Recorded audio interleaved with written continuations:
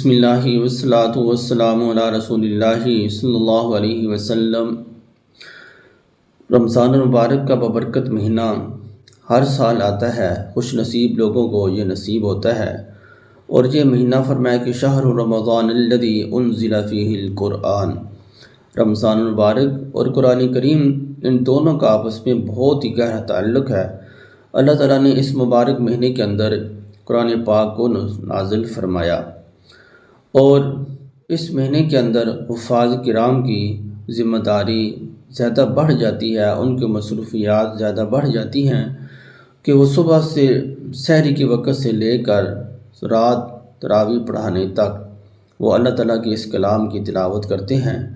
سارا دن ان کی زبان پر اللہ تعالیٰ کا یہ مبارک کلام، جس کلام کی اللہ نے خود تلاوت فرمائی۔ تمام آسمانی کتب کتاب اللہ ہیں، لیکن اللہ کی یہ کتاب قرآن کریم کتاب اللہ بھی ہے اور کلام اللہ بھی ہے۔ فرشتوں نے رشک کیا جب اللہ تعالیٰ نے اس کلام کی تلاوت خود فرمائی، تو فرمایا کہ مبارک ہے وہ زبانیں جو اللہ تعالیٰ کی اس کلام کی خود تلاوت کریں گی،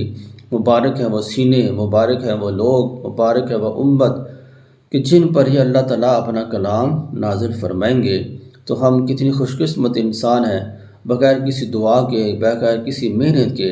اللہ نے حضور نبی علیہ السلام کی اس امت میں پیدا فرمایا، اور بغیر کسی دعا اور محنت کے اللہ تعالیٰ نے تمام فضائل جو اللہ نے اس امت کو عطا فرمائے تھے وہ اللہ نے ہمیں بھی عطا فرما دیے۔ تو ایک حافظ کو کیا کیا مشکلات اس مہینے کے اندر آتی ہیں، کن مشکلات کا، کن تکلیفوں کا اسے سامنا کرنا پڑتا ہے، تو اس کو آپ کے سامنے رکھنا ہے، اور کچھ گزارشات بھی آپ سے کرنی ہے کہ ایک حافظ جب نماز تراویح پڑھاتے ہیں تو وہ کتنی محنت کرتے ہیں کہ سارا دن اور رات کے تک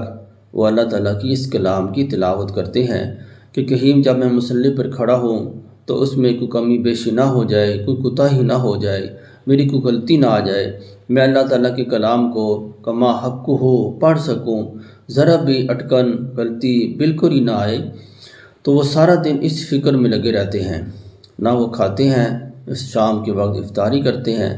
نہ وہ شام کا کھانا کھاتے ہیں۔ شام کا کھانا بھی اکثر حفاظ کرام نماز تراویح پڑھانے کے بعد کھاتے ہیں۔ جب ایک حافظ جس کے ذمہ یہ ڈیوٹی ہو کہ آپ نے نماز تراویح کے اندر قرآن پاک سنانا ہے، نماز تراویح پڑھانی ہے، تو اس کو سارا دن یہی فکر لگی رہتی ہے کہ میں نے کیسے پڑھانا ہے اور تراویح کی رکعات کس طرح ترتیب دینی ہے۔ جب ایک حافظ مصلی پہ کھڑا ہوتا ہے تو اس کی صرف یہ ڈیوٹی نہیں ہوتی کہ اس نے قرآن پاک صرف سنانا ہے، اس نے قرآن پاک سنانا بھی ہوتا ہے، منزل پڑھنی ہوتی ہے، اور ساتھ ساتھ یہ ترتیب بھی یاد رکھنی ہوتی ہے کہ کتنی رکعات ہو گئی، پہلی رکعت ہے، دوسری رکعت ہے، پھر رکوعوں کی ترتیب کو ذہن میں رکھنا کہ اب میں نے کون سا رکوع پڑھا، کھڑا جب ہونا ہے، دوسری رکعت شروع کرنی ہے تو کہاں سے میں نے اس رکوع کو شروع کرنا ہے۔ یہ تمام چیزیں اس حافظ صاحب کے ذہن میں ہوتی ہیں۔ اس کے علاوہ نمازیوں کا الگ پریشر ہوتا ہے کہ جب میں نے قرآن پاک کو سنا رہا ہوں تو اس میں ذرا سی اگر غلطی آ گئی تو نمازی کیا کہیں گے، تو یہ ایک الگ پریشر ہے۔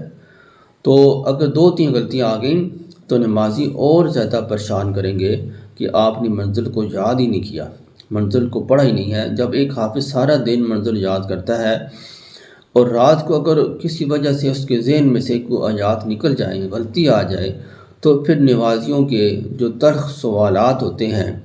جو ان کی خطرناک نگاہیں ہوتی ہیں، ان کا سامنا بھی حفاظ کرام کو کرنا پڑتا ہے۔ اس لیے نمازیوں سے بھی گزارشات ہیں کہ جب آپ نماز تراویح کے اندر کسی بھی حافظ صاحب کی منزل کو سنتے ہیں،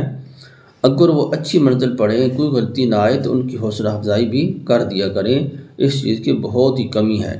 اگر کوئی غلطی آ جائے تو ان پر رحم کریں، وہ بھی انسان ہیں۔ جب وہ منزل پڑھ رہے ہوتے ہیں تو اس کے اندر وہ کئی چیزوں کا سامنا کر رہے ہوتے ہیں، کئی چیزوں کو ترتیب دے رہے ہوتے ہیں۔ اگر ان سے نماز کے اندر، رکعات کے اندر کوئی کمی بیشی ہو جائے تو اس کا سامنا بھی وہ نمازیوں سے کرتے ہیں کہ نمازی کہتے ہیں جی آپ کیسے تراویح پڑھا رہے ہیں، آپ کو پتہ ہی نہیں چلا کہ آپ نے پہلی رکعت پڑھنی تھی، دوسری پڑھنی تھی، آپ نے 3 پڑھا دی ہیں، آپ نے بیٹھنا تھا، آپ کھڑے ہو گئے ہیں، تو یہ آپ کیسے کر رہے ہیں؟ حالانکہ وہ جو پیچھے مقتدی حضرات ہوتے ہیں ان کی بھی ذمہ یہ ڈیوٹی ہوتی ہے، ان کے بھی یہ کام ہوتا ہے، اگر حافظ صاحب سے رکعات میں کوئی کمی کوتاہی ہو گیا تو وہ بھی ساتھ ساتھ بتائیں۔ یہ نہیں کہ صرف آپ پیچھے کھڑے ہو کر صرف نماز پڑھتے رہیں، بلکہ وہ بھی انسان ہیں، اگر ان سے کوئی کمی کوتاہی ہو جاتی ہے تو اس کی تلافی کرنی، پیچھے ساتھ بتانا، لقمہ دینا، اللہ اکبر کہہ دینا کہ آپ نے ایک رکعت مکمل کر لی ہے، آپ دوسری رکعت پڑھنی ہے، یا آپ نے بیٹھنا ہے، آپ کھڑے ہو رہے ہیں، یا 2 رکعت ہو گئی ہیں آپ تیسری کے لیے کھڑے ہو رہے ہیں، ایسی جو بھی ترتیب ہوتی ہے۔ اسی طرح وتر پڑھانے کے اندر جب آدمی نے دعائے قنوت پڑھنی ہے تیسری رکعت کے اندر، تو اللہ اکبر کر کے جب دعائے قنوت پڑھی جاتی ہے تو بعض حفاظ کرام اس وقت ان کے ذہن میں نہیں رہتا کہ وہ رکوع میں چلے جاتے ہیں، تو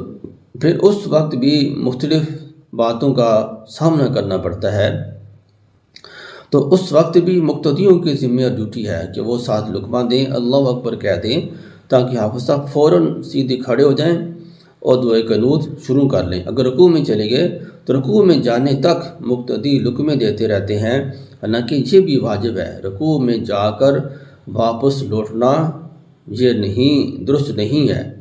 تو رکوع میں جب حافظ صاحب چلے جاتے ہیں پھر بھی ساتھ ساتھ وہ لقمے دیتے رہتے ہیں، یہ نہیں سمجھتے کہ جب آپ امام صاحب ہمارے رکوع میں ہیں تو آپ کو بھی چاہیے آپ ہی رکوع میں چلے جائیں، وہ سجدہ صاحب کر کے اس کمی بیشی کو، اس واجب کے جو ہم نے چھوڑ دیا اس کو وہ پورا کر لیں گے۔ تو اس لیے حفاظ کرام رات گئے تک، صبح سحری کے وقت سے لے کر رات تراویح پڑھانے تک وہ ایک پریشر میں، ڈپریشن میں شکار ہوتے ہیں۔ اللہ نے خود کلام پاک میں ارشاد فرمایا، لو انزلنا ھذا القرآن علی جبل لرأیتہ خاشعا متصدعا من خشیۃ اللہ، اگر ہم اس کلام پاک کو پہاڑوں پر نازل کرتے تو اتنے سخت پتھریلے پہاڑ لوہے کی طرح مضبوط وہ بھی ریزے ریزہ ہو جاتے۔ لیکن اس آیت کا سمجھنا یہ صرف حافظ صاحب ہی سمجھ سکتے ہیں کہ کتنا زیادہ پریشر ہوتا ہے منظر سنانے کا، کتنا دباؤ ہوتا ہے۔ تو جب نماز تراویح سے حافظ صاحب فارغ ہوتے ہیں، آخری رکعت پہ سلام پھیرتے ہیں، تو ان کے اوپر سے وہ سارا بوجھ ختم ہو جاتا ہے، صرف تھوڑی دیر کے لیے 3-4 گھنٹے رات کے وہ ایک آسانی سے آرام سے رات کو آرام کرتے ہیں، اور صبح پھر نئے سرے سے منزل کو یاد کرنا شروع کرتے ہیں، پھر ان کے اوپر وہی پہاڑوں جیسا بوجھ ان کے سر پر آ جاتا ہے، اور سارا دن اس بوجھ کو برداشت کرتے ہیں، نمازیوں کی باتوں سننے کو برداشت کرتے ہیں، ان سب چیزوں کا وہ سامنا کر رہے ہوتے ہیں۔ اس لیے نمازیوں سے بھی گزارش ہے کہ آپ اس سلسلے میں حفاظ کرام کے ساتھ معاونت فرمائیں، ان کی حوصلہ افزائی فرمائیں، دعا کہ اللہ تعالیٰ ہمیں اس مبارک مہینے کے اندر کما حق کو ہو، اس کا حق ادا کرنے کی، عبادت کرنے کی، اللہ تعالیٰ سے اپنے گناہوں کی مغفرت کرانے کی، کلام پاک کو کثرت سے پڑھنے کی اللہ تعالیٰ توفیق عطا فرمائے۔ السلام علیکم ورحمۃ اللہ وبرکاتہ۔